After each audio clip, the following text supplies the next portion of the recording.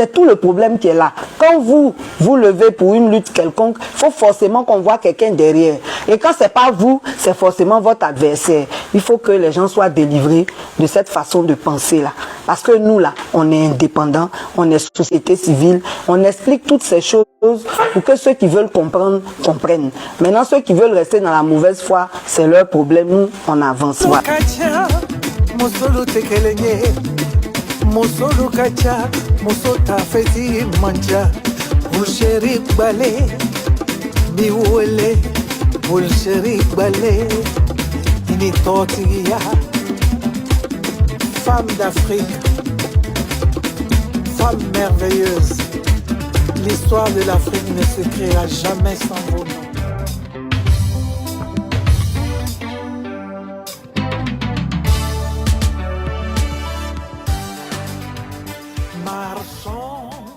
Voilà. La troisième mise au point, c'est par rapport au président de la République. On a coutume aussi d'entendre, elle n'aime pas le président de la République, elle est toujours contre le gouvernement. Il ne s'agit pas de ça. Moi, je ne connais pas le président de la République.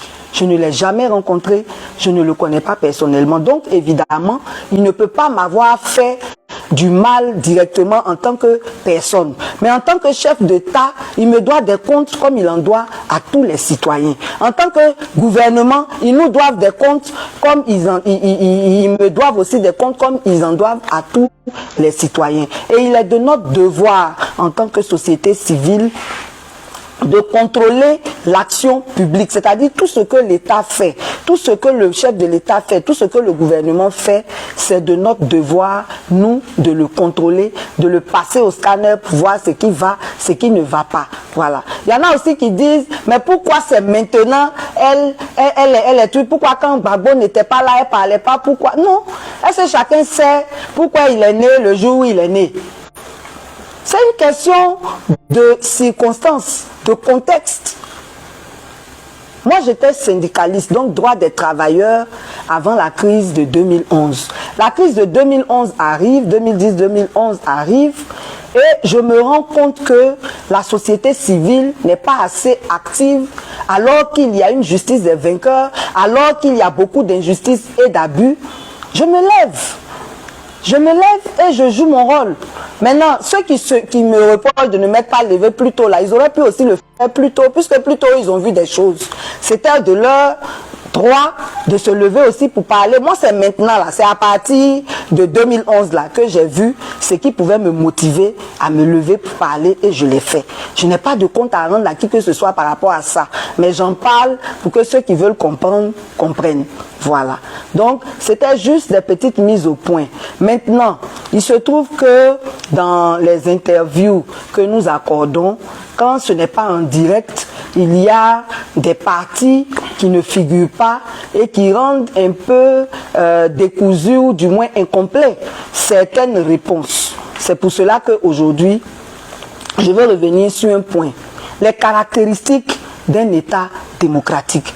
Parce qu'il ne suffit pas de dire qu'on est en démocratie pour qu'on le soit. Il faut que dans les faits, cela soit évident, cela soit effectif, cela soit constaté. Voilà. Donc, un État démocratique, il a plusieurs caractéristiques. Mais aujourd'hui, là, nous allons parler de 3. Le premier point, c'est la séparation des pouvoirs. Et il y a le pouvoir exécutif détenu par le président de la République et son gouvernement, le pouvoir législatif détenu par l'Assemblée nationale. Maintenant, on a ajouté une institution budgétivore qui est le Sénat. Et puis, on a le pouvoir judiciaire détenu évidemment par la justice avec ses auxiliaires que sont la police, la gendarmerie, tout ce qui entre dans toutes les procédures judiciaires. Il se trouve que dans notre pays, nous sommes en conflit avec nos institutions. Parce que dans la Constitution, là, le chef de l'État est garant de la protection des Ivoiriens. Il est garant de l'unité nationale. Donc tout ce qui tend à diviser, tout ce qui tend à faire subir des injustices, il doit lutter contre ça. Voilà. Il se trouve que dans notre pays, comme les institutions sont instrumentalisées, on n'arrive pas à percevoir cette séparation des pouvoirs. Déjà même pour l'Assemblée nationale, il n'y a même pas de débat À partir du moment où le parti au pouvoir est majoritaire là-bas, c'est clair que le pouvoir législatif ne peut pas s'exercer pleinement. Voilà, parce que l'opposition étant minoritaire, c'est ce que l'exécutif veut que le législatif fait.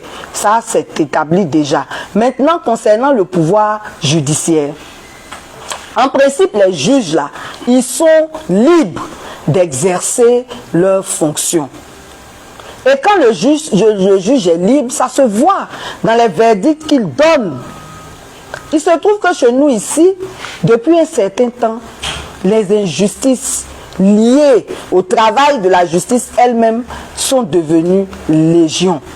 Je ne parle même pas de moi qui a été emprisonné simplement parce que je défendais les droits des populations, je défendais la Constitution.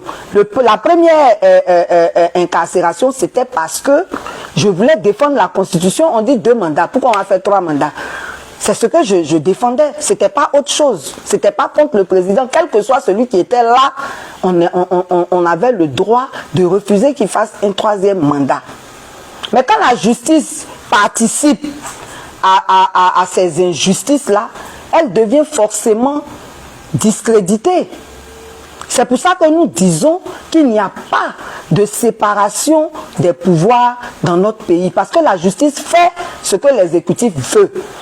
Il y a des sujets même carrément, là, on dit c'est politique. Mais quand on dit c'est politique, là, ça veut dire que ça dépend de l'exécutif, ça ne dépend plus du judiciaire. Du coup, c'est clair qu'il n'y a pas de séparation des pouvoirs. Donc ça, c'est le premier point. Le second point, c'est par rapport au respect des libertés. La Constitution nous donne des droits, liberté de réunion, liberté d'association, liberté de manifester. Mais depuis que ce pouvoir est en place, en tout cas moi depuis 2018, je n'ai jamais eu d'autorisation pour manifester. Jamais. C'est les menaces, c'est les interdictions, c'est les emprisonnements.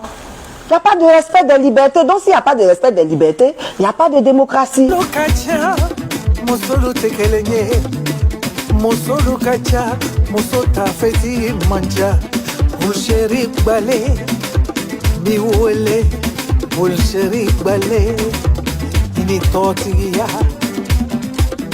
Femme d'Afrique, femme merveilleuse, l'histoire de l'Afrique ne s'écrira jamais sans vos noms.